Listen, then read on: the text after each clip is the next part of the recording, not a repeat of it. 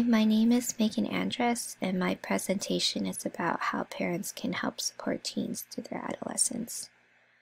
So the problem is that teens are often labeled as rebellious or as argumentative or as general troublemakers, which can obviously lead to conflicts between adolescents and parents. And I believe the reason why teens act out is because because they're growing up.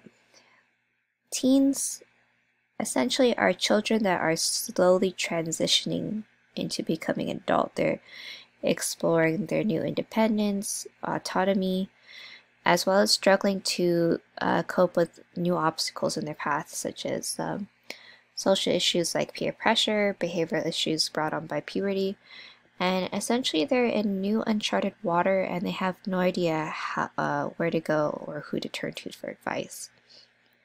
And I believe that parents can help by allowing their kids to open up lines of communication with them. Often teens say they can't talk to their parents because they don't understand.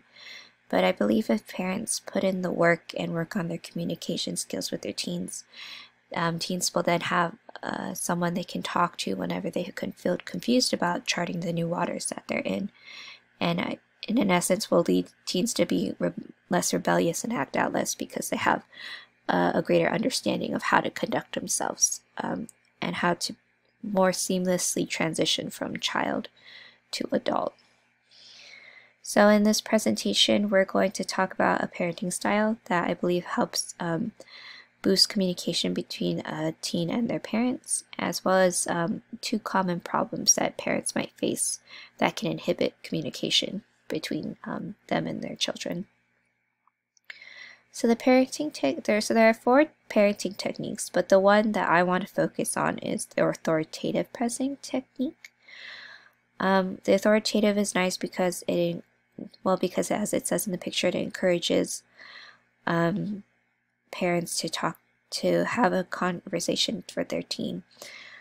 And so what authoritative parenting is when parents use warmth, firm control, and rational issue oriented with discipline, in which emphasis is placed on self-direction. They set standards that they know their children can achieve and encourage their kids' autonomy, but still guide them when needed. Authoritative parenting is a balance of allowing their children autonomy while helping them shape their behavior to be independent adults. Children that have authoritative parents feel more comfortable talking to their parents because they know that their parents are going to be there for them and will support them when they mess up or when they need advice.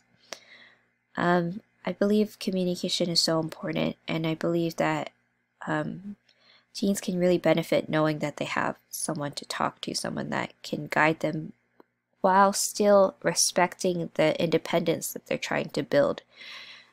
And I think authoritative parenting, having that mindset definitely helps in forming a teen that can be, that still can feel like they can rely on their parent for help, but still knows that their parent can respect their independence.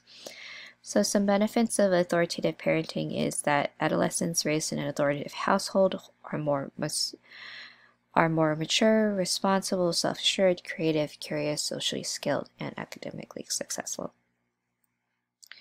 So the first common problem that I want to address that can lead to a decrease of communication between parents as teen is talking back or backtalk. Talking back is essentially when a teen acts out or they do something to make their parent angry and a parent starts to lecture them, then a teen will interrupt that lecture and talk back to their parents. And in a lot of cultures, this can be seen as disrespectful. But I want to take a step back and examine what talking back really is and how we can actually take talking back and turn it into a more healthy conversation. So the reason why teens talk back is because it's the development of their cognitive skills. So teens, as they grow older, gain the ability to think counterfactually, or the ability to think about possibilities against the backdrop of reality. as well as they're developing more emotional autonomy, which means they're slowly creating more adult-like and less child-like relationships with their teens and peers. So talking back is the combination of those, of the development of cognitive skills as well as their emotional autonomy. And the reason why that it's important to realize that talking back isn't always disrespectful is because it's actually a sign that that teens are actually developing in a way that you want. They're starting to think of themselves less as children and still trying to find their footing into being a more independent adult. So they're trying to, while they are not your equal yet, they are still trying to find a way to learn how to be your equal. And I know that can be frustrating for parents to deal with, and I know it can be seen as disrespectful. But if we take a step back, we can actually teach our children how to not talk back in a way that could be considered disrespectful, like interrupting. We could then turn, instead of an angry lecture, into a conversation of why that child acted that way, or why they chose to do something that they knew wasn't right. And I think in creating that conversation, teens can feel like they can talk to their parents without fear of anger or punishment. I mean, there should still be punishment when a teen does something wrong, but at least they can feel like they can be honest with their parents and talk to them and they can see why what they did was wrong, and they can seek advice, and that helps a child grow more than just angrily lecturing at them and not making sure that the child really understood what they were trying to say. So, and another common problem that parents might have with that can inhibit communication is screens. And I know social media in Hollywood has typically depicted teenagers addicted to their screens. They don't talk to their parents as much anymore, and it is kind of true, but we need to look away from the stereotypes. Yes, it's true that teens do spend more time on screen that maybe considered a little unhealthy, but a moderate amount of screen time is much more healthy for a teen than taking away a phone completely. Taking a phone away completely, or computers or other gadgets, can actually lead to a decrease in mental health. So the challenge for parents is to try to balance screen time to where where teens are not using it to the point where they are losing on sleep, or where it displaces physical activity, so it affects their physical health, but still can use it enough to where it can be beneficial for the teen's mental health. So I believe parents can help by balancing it. I think that instead of discouraging technology in their lives, you can encourage family screen time. So instead of taking away screens, try to limit their screen time with like no screens at dinner to facilitate family conversation.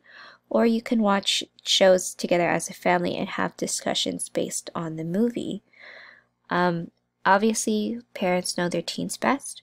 So if they still see their child's academic performance or physical health dropping because of the screen, I would encourage parents to continue to limit the screen, but not to actually take the screen away entirely, because that can be very damaging to mental health and can also create feelings of resentment in the teen.